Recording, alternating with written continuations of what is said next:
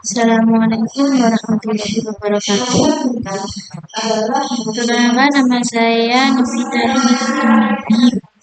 Dalam video kedua ini, saya akan membahas isi dari kelima judul yang saya ambil tersebut. Untuk judul yang pertama yaitu negara, warga negara, dan konstitusi. Pengertian negara. Negara berasal dari kata state yang diambil dari kata bahasa Latin status atau statum yang berarti keadaan yang tetap dan tegak atau sesuatu yang memiliki sifat tetap dan tegak. Secara terminologi, negara dapat diartikan sebagai organisasi tertinggi di antara suatu kelompok masyarakat yang mempunyai cita-cita untuk bersatu, hidup di dalam daerah tertentu dan mempunyai pemerintahan yang berdaulat. Unsur-unsur negara. Unsur-unsur negara ada yang disebut dengan unsur konstitutif. Unsur konstitutif terdiri dari tiga, yaitu wilayah, rakyat, pemerintahan yang berdaulat. Sedangkan unsur deklaratif terdiri atas tujuan negara, undang-undang dasar, pengakuan dari negara lain, masuknya negara tersebut ke dalam PBB. Sifat-sifat negara. Negara mempunyai tiga sifat, yaitu memaksa, memonopoli, dan mencakup semua. Fungsi dan tujuan negara, yaitu dalam satu negara yaitu mempunyai tiga fungsi, yaitu pertama fungsi legislatif, artinya membuat peraturan.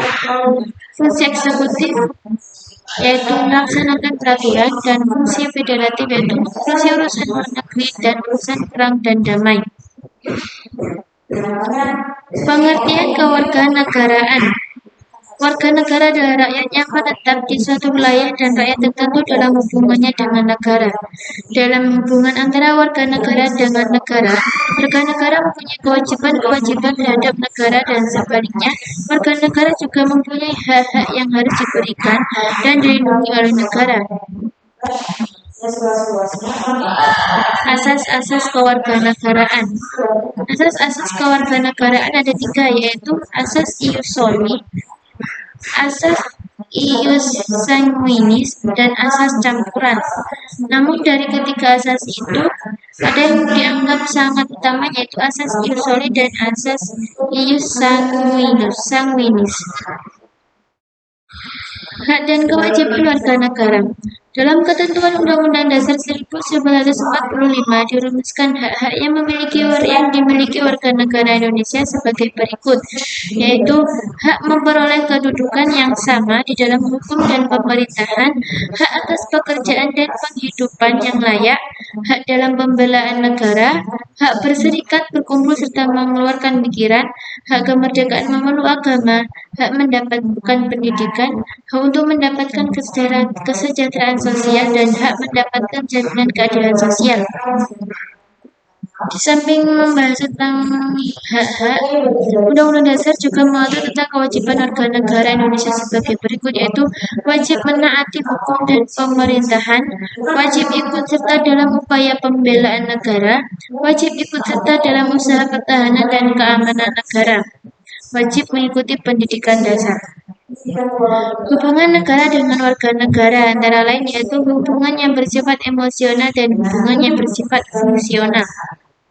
Hubungan negara dan agama dapat dilihat dari beberapa paham sebagai berikut, yaitu paham teokrasi, yaitu bahwa negara menyatu dengan agama karena pemerintahan dijalankan menurut firman-firman Tuhan.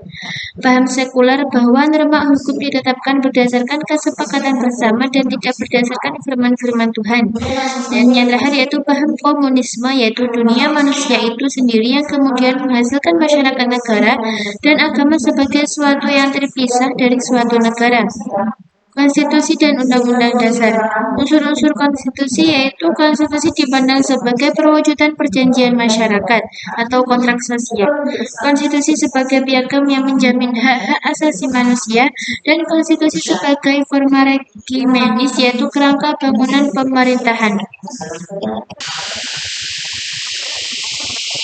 Lanjut untuk judul yang kedua yaitu geopolitik Indonesia. Pengertian geopolitik. Istilah geopolitik disebutkan oleh pencetusnya yaitu Frederick Herschel.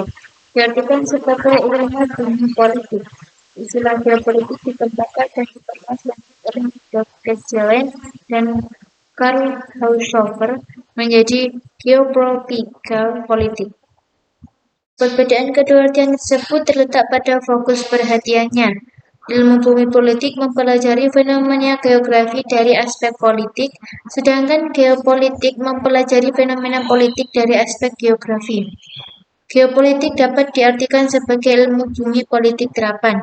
Ada dua pengertian yang terkandung dalam konsep geopolitik, yaitu geopolitik sebagai ilmu dan geopolitik sebagai ideologi.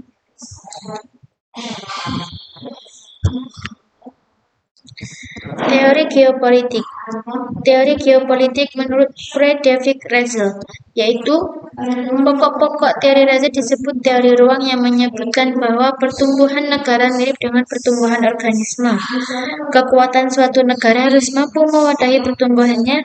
Suatu bangsa dalam mempertahankan kelangsungan hidupnya tidak terlepas dari hukum alam, dan apabila ruang hidup negara sudah tidak dapat memenuhi keperluan, ruang itu dapat diperluas dengan mengubah batas-batas negara baik secara damai maupun melalui jalan kekerasan atau perang.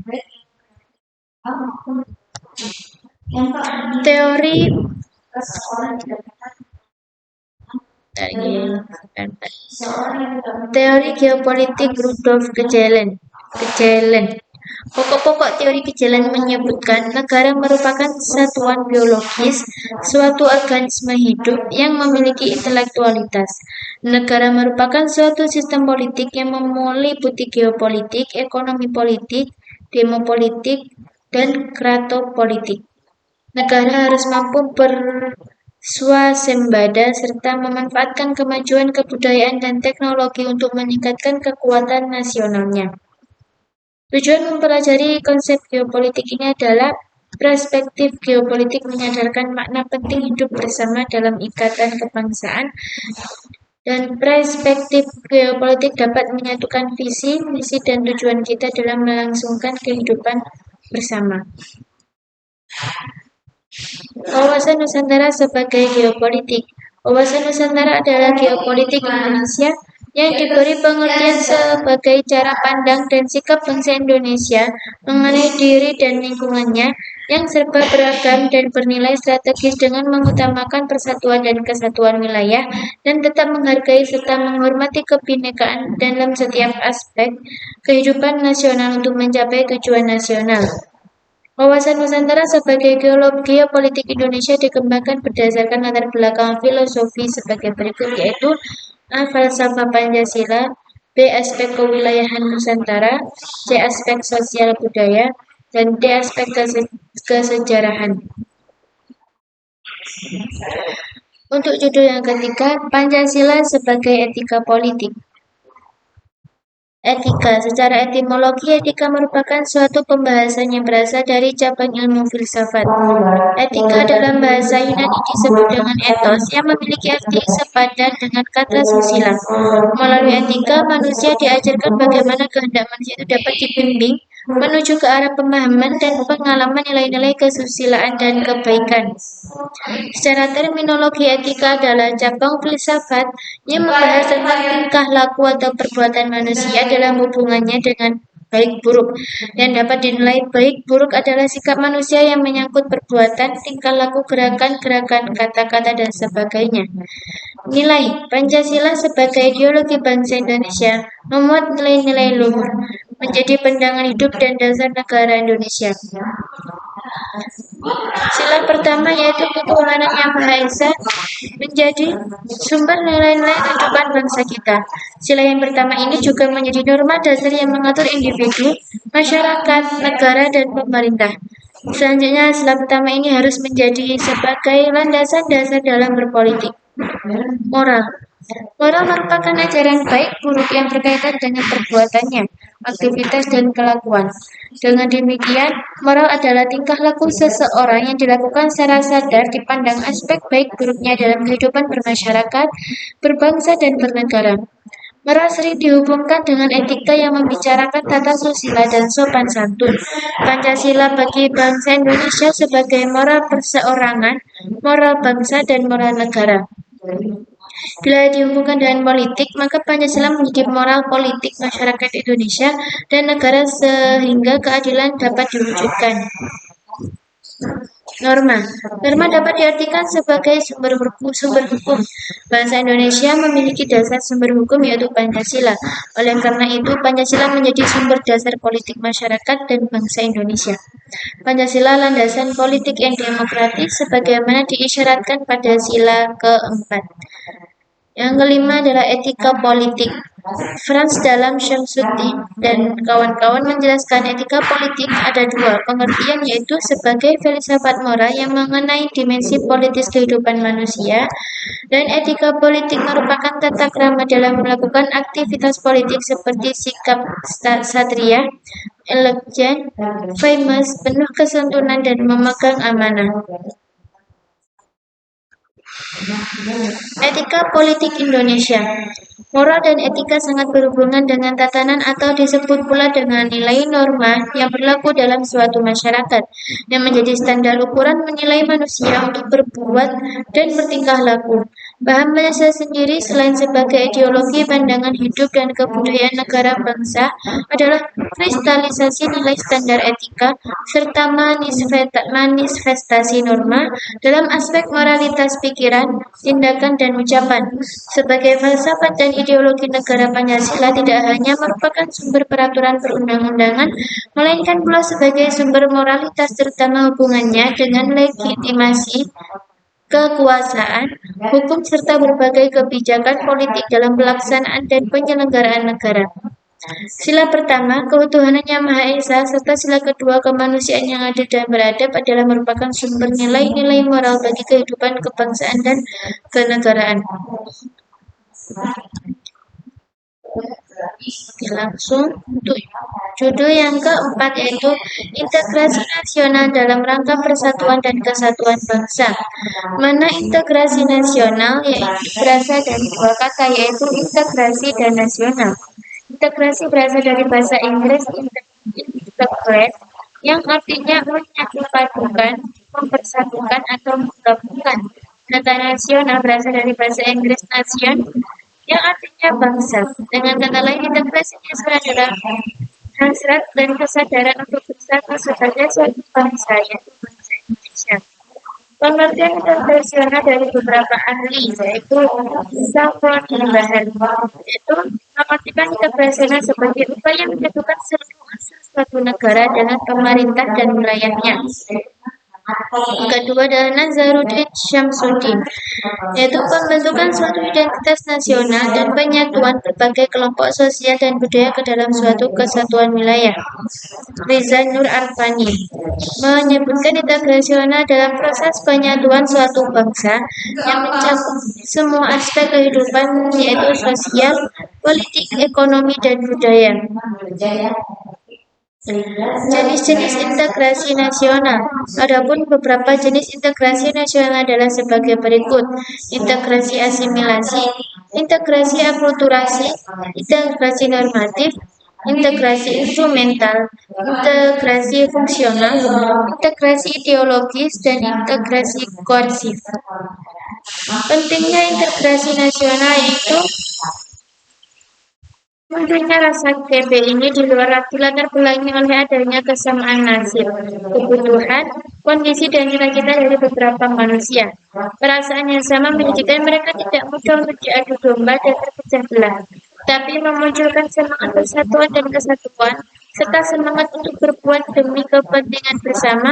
Oleh karena itu, membangun integrasi nasional itu sangat penting pada kehidupan bernegara dan juga mewujudkan cita-cita dan tujuan negara, bukan memelihara rasa kebersamaan. Lanjut, perkembangan sejarah integrasi di Indonesia. Terdapat 3 model integrasi dalam sejarah perkembangan integrasi di Indonesia, yaitu model integrasi Imperium Majapahit, model integrasi kolonial, dan model integrasi nasional Indonesia. Pengembangan integrasi di Indonesia. Faktor yang menentukan tingkat integrasi suatu negara adalah adanya ancaman dari luar, gaya politik kepemimpinan, kekuatan lembaga-lembaga politik, ideologi nasional, dan kesempatan pembangunan ekonomi. Disintegrasi. Disintegrasi merupakan kebalikan dari integrasi. Jika integrasi berarti penyatuan, maka disintegrasi dapat diartikan ketidakpaduan, keterpecahan di antara unsur yang ada. Tantangan dalam membangun integrasi. Dalam upaya mewujudkan integrasi nasional Indonesia, tantangan yang dihadapi datang dari dimensi horizontal dan vertikal. Dalam dimensi horizontal, tantangan yang ada berkenaan dengan pembelahan horizontal yang berakar pada perbedaan suku, agama, ras, dan geografi. Sedangkan dalam dimensi vertikal, tantangan yang ada adalah berupa celah perbedaan antara elit dan massa, di mana latar belakang pendidikan kekotaan menyebabkan kaum elit berbeda dari massa yang cenderung berpandangan tradisional. Oke, lanjut untuk judul yang kelima. Perkembangan demokrasi dan civil society di Indonesia. Berbicara tentang demokrasi Indonesia, kita memerlukan suatu persyaratan yang khusus. Persyaratan khusus tersebut adalah dilepaskannya semacam bias dan etnosentrisme. Etnosentrisme membuat kita melihat segala hal yang kita miliki sekarang ini adalah yang terbaik, sedangkan yang ada di tempat lain adalah sebaliknya. Dalam ilmu politik dikenal dua macam pemahaman tentang demokrasi, pemahaman secara normatif dan pemahaman secara empirik. Untuk pemahaman secara empirik disebut juga prosedural demokrasi. Dalam pemahaman secara normatif, demokrasi merupakan sesuatu yang secara ideal hendak dilakukan atau diselenggarakan oleh sebuah negara. Sedangkan demokrasi secara empirik mengizinkan kita untuk mengamati apakah dalam suatu sistem politik pemerintah memberikan ruang gerak yang cukup bagi warga masyarakatnya untuk melakukan partisipasi guna memformulasikan preferensi politik mereka melalui organisasi politik yang ada. Harapan munculnya pemerintahan yang demokratis ditandai dengan adanya kesadaran bahwa pemerintah pada dasarnya hadir untuk rakyat dan bukan sebaliknya. Pilkada langsung. Dari awal prosesnya ingin mengembalikan kesadaran berdemokrasi ini pada hakikat yang sesungguhnya. Pilkada langsung memberikan hak penuh kepada rakyat untuk menentukan siapa yang berhak untuk dijadikan pimpinannya, yang tentu diharapkan dapat menjadi pelayan masyarakat yang baik, bukan menjadi tukang perintah seperti masa lalu. Semakin banyak tugas dan campur tangan pemerintah dalam wilayah publik, maka akan membuka pintu ke sewenang-wenangan pemerintah atas masyarakat. Indonesia telah melalui 4 masa demokrasi dengan berbagai versi. Pertama adalah demokrasi liberal di masa kemerdekaan. Kedua adalah demokrasi terpimpin ketika Presiden Soekarno membubarkan konstituante dan mendeklarasikan demokrasi terpimpin. Ketiga adalah demokrasi Pancasila yang dimulai sejak pemerintahan Presiden Soeharto. Keempat adalah demokrasi yang saat ini masih dalam masa transisi. Pada demokrasi liberal, berbagai kabinet yang jatuh pada masa itu melakukan berbagai rambut pribadi, beserta pemikiran mereka yang cemerlang dalam memimpin namun begitu dijatuhkan oleh parlemen masa dengan emosi tidak percaya. Sementara demokrasi terpimpin yang dideklarasikan oleh Soekarno telah memperkuat posisi Soekarno secara absolut. Sedangkan pada masa demokrasi Pancasila pada kepemimpinan Soeharto, stabilitas keamanan sangat dijaga sehingga terjadi permasungan kebebasan berbicara. Namun tingkat kehidupan ekonomi rakyat relatif baik. Namun demikian, demokratisasi yang sedang berjalan di Indonesia memperlihatkan beberapa kemajuan dibandingkan masa-masa sebelumnya. Pemilihan umum dengan diikuti banyak partai adalah sebuah kemajuan yang harus dicatat. Di samping itu, pemilihan presiden secara langsung yang juga diikuti oleh pemilihan kepala daerah secara langsung adalah kemajuan lain dalam tahapan demokratisasi di Indonesia. Demokrasi dan civil society tidak bisa dipisahkan, keduanya saling berhubungan. Di dalam demokrasi terdapat civil society. Sebaliknya, dalam civil society terdapat nilai-nilai yang terkandung dalam prinsip demokrasi itu sendiri. Jika civil society kuat, maka demokrasi akan tetap berlangsung.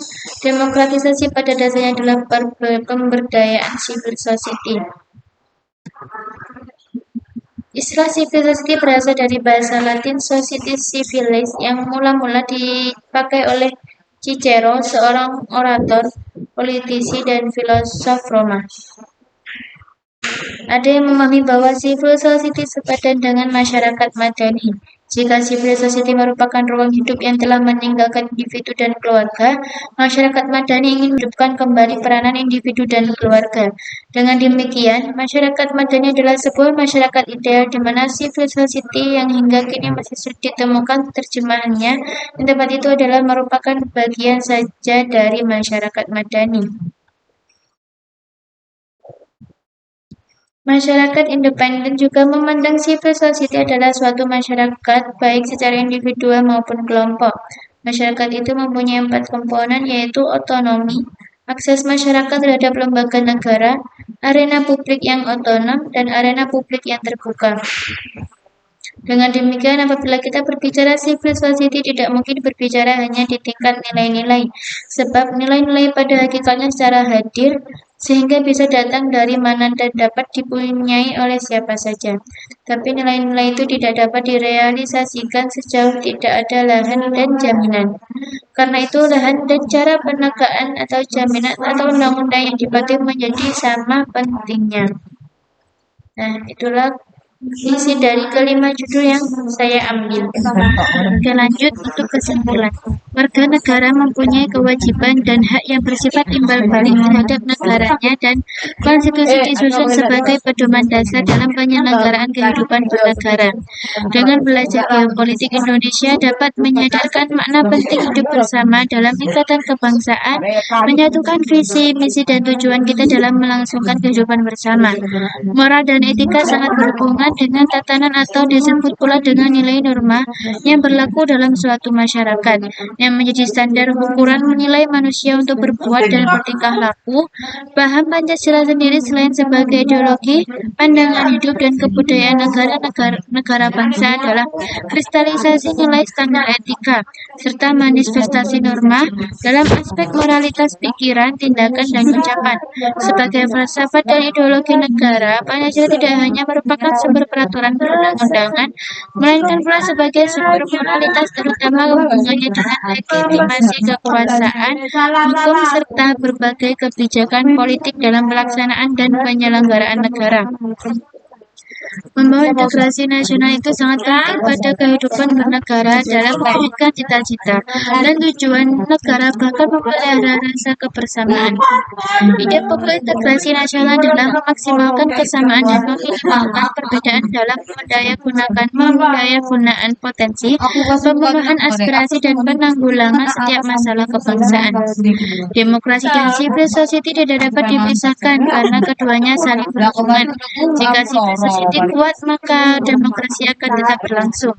Saran yang dapat diperoleh dari beberapa materi di atas adalah kita sebagai warga negara setidaknya harus mengetahui hak dan kewajiban kita sebagai warga negara, bisa mengamalkan setiap sila nilai Pancasila sebagai sumber moral, etika, atau norma dalam bertingkah laku. Dan yang terakhir adalah refleksi pribadi. Untuk judul 1, suatu negara tidak bisa dikatakan sebagai suatu negara jika tidak ada warga negara sebagai anggota negara. Warga negara mempunyai kewajiban dan hak yang bersifat timbal balik terhadap negaranya, sedangkan konstitusi disusun sebagai pedoman dasar dalam penyelenggaraan kehidupan negara agar negara berjalan tertib, teratur, dan tidak terjadi tindakan yang sewenang-wenang dari pemerintah terhadap rakyatnya. Judul yang kedua, geopolitik berfungsi sebagai ilmu dan juga berperan sebagai ideologi. Dengan belajar geopolitik, Indonesia dapat menyadarkan makna penting hidup bersama dalam ikatan kebangsaan, menyatukan visi, misi, dan tujuan kita dalam melangsungkan kehidupan bersama. Untuk refleksi judul ketiga, yaitu moral dan etika sangat berhubungan dengan tatanan atau disebut pula dengan nilai norma yang berlaku dalam suatu masyarakat, yang menjadi standar ukuran menilai manusia untuk berbuat dan bertingkah laku. Pancasila sebagai sumber moralitas dalam pelaksanaan dan penyelenggaraan negara. Misal salah 1 dan 2 merupakan sumber nilai-nilai moral dalam kebangsaan dan kenegaraan. Untuk judul yang keempat, integrasi nasional merupakan suatu proses yang perlu terus dibina dan ditingkatkan terutama karena sifatnya dinamis sejalan dengan kondisi kehidupan politik nasional yang juga selalu berkembang. Membangun integrasi nasional itu sangat penting pada kehidupan bernegara dan juga mewujudkan cita-cita dan tujuan negara bahkan memelihara rasa kebersamaan. Untuk refleksi judul yang terakhir adalah demokrasi dan civil society tidak dapat dipisahkan karena keduanya saling berhubungan. Jika civil society kuat, maka demokrasi akan tetap berlangsung. Demikian presentasi saya. Atas perhatiannya saya ucapkan terima kasih dan saya mengucapkan banyak-banyak maaf kan atas kurangnya video yang saya buat. Wassalamualaikum warahmatullahi wabarakatuh.